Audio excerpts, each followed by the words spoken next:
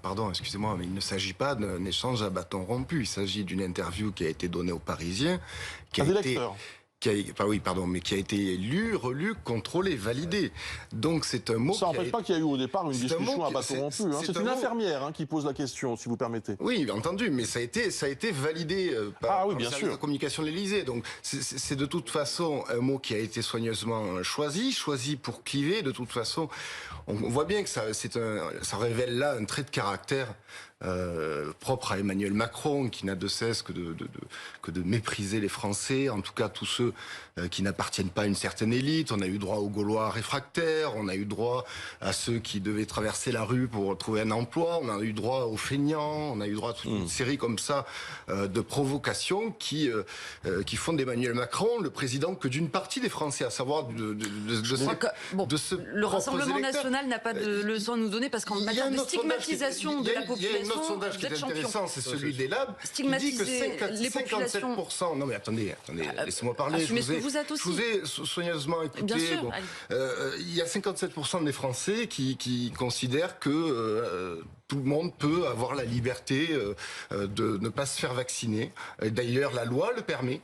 Et donc, il n'y a pas lieu de traiter ces gens-là comme des délinquants, ce que vous faites. Bien sûr. Non, mais... Bon, après, si on revient sur le fond, si on revient sur la question du pass vaccinal, nous contestons bien sûr son efficacité. Et j'ai écouté les propos du président de la République, j'ai écouté les propos de M. Attal. Vous ne tenez toujours pas compte de l'idée que le vaccin n'est pas une protection collective, n'offre pas de protection collective, mais individuelle. Aujourd'hui, on a une explosion de cas.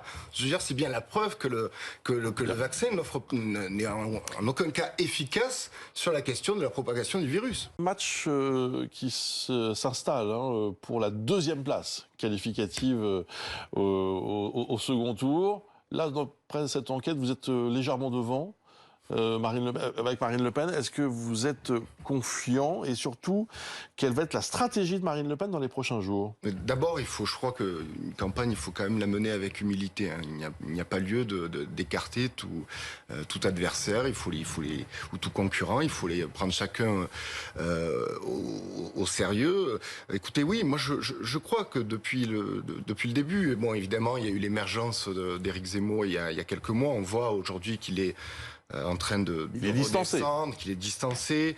Il y a eu évidemment aussi l'émergence de Valérie Pécresse qui a pris quelques points à la suite de la primaire. Mais ça, c'est un effet primaire classique qu'on connaît, qu'on avait vu puis observé avec Benoît Hamon, avec François Fillon. Bon, moi, j'ai toujours cru en ce match, en ce second tour entre Marine Le Pen et Emmanuel Macron, parce qu'ils portent deux visions radicales, différentes pour le pays.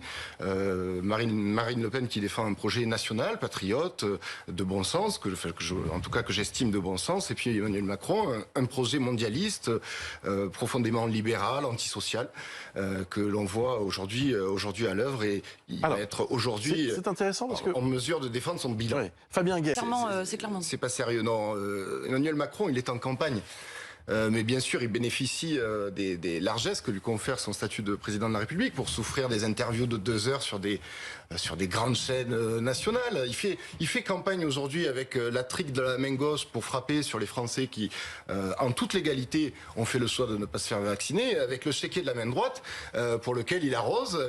On l'a voté, ce budget. Enfin, en tout cas, moi, j'ai pas voté, mais vous avez dû certainement le voter puisque vous votez contre tout. De toute façon, vous êtes dans l'indignation avec un trou de 5 milliards rien. pour permettre à Emmanuel Macron d'arroser son électorat, et je pense notamment aux 430 millions d'euros qu'il a donnés en 2020 comme aide à la presse, ce qui est au moment d'une crise sanitaire on ne peut plus scandaleux.